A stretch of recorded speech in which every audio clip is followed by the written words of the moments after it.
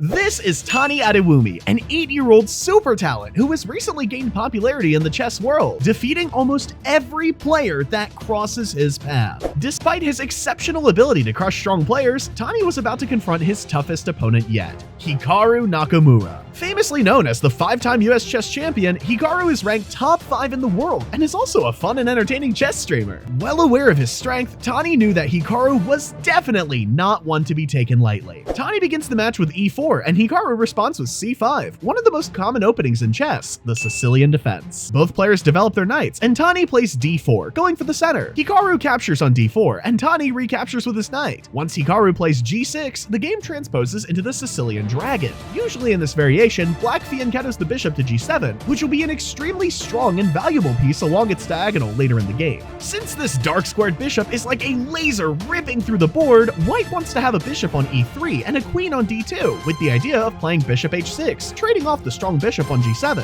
Here, Tani wants to play bishop e3, queen d2, and long castle, but he wants to ensure that Hikaru's knight doesn't come into g4 to take the bishop, so he plays h3, which protects the g4 square. However, h3 is actually unnecessary at the moment, since if Tani continued with bishop e3 and suppose Hikaru were to play knight g4, this would be a blunder after bishop b5 check. If Hikaru were to defend with bishop d7, Tani could play the crushing move queen takes g4, since the bishop on d7 is pinned. If Hikaru defended with knight c6, Tani would simply be winning after trading the knights and forking the king and the rook with the bishop. So after h3, Hikaru continues developing his pieces, and Tani does so as well. Hikaru recognizes that Tani's bishop on b3 is quite annoying, since it stares down his king, so he plays knight a5, attempting to trade off the knight for the bishop. Tani simply goes on with his plan and plays queen d2, preparing bishop h6, and Hikaru develops his last minor piece to d7, getting ready to bring his rook into the game. After bishop h6, Hikaru plays the tricky move b5. Though tempting to capture on b5, as it seems like a free pawn, it's quite dangerous if Tani doesn't calculate properly.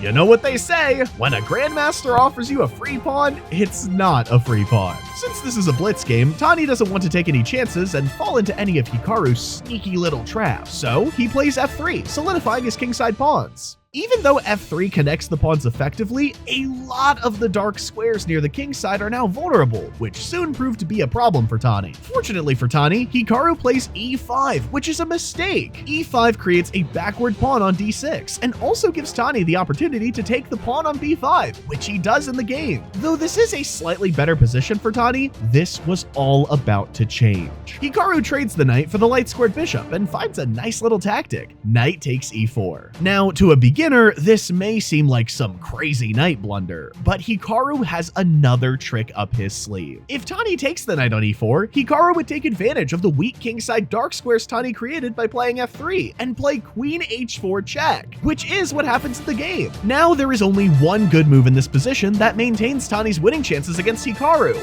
but Tani misses it and plays knight f2, which ruins all of his advantages. The only move that would have kept Tani at an upper hand was g3. g3 forces Hikaru's queen to take on h6, after which Tani could play the brilliant move knight f6 check. Here, Hikaru wouldn't be able to take the knight on f6 with his bishop, since Tani would take the queen on h6. So, with the only move being king h8, Tani could now trade queens and then take the bishop on d7, being up a full piece. After the game-changing blunder knight f2, Hikaru simply plays bishop takes h6, and Tani plays queen d5, moving his queen to safety and protecting his knight on b5. Though already a lost position for Tani, he makes one last fatal error and plays rook c1, thinking he successfully defended his c2 pawn. However, Tani completely forgets that Hikaru's bishop on h6 was still sniping down the diagonal, but then realizes shortly after and feels embarrassed that he missed such a simple move. He goes on to play out the rest of the game, hoping to possibly flag Hikaru, but as one of the fastest and most accurate blitz players with a significant material advantage, Hikaru doesn't let this game slip out of his hands and goes on to win with ease. And also, don't worry, the young Prodigy went on to take his revenge against Hikaru later in 2022, beating him twice.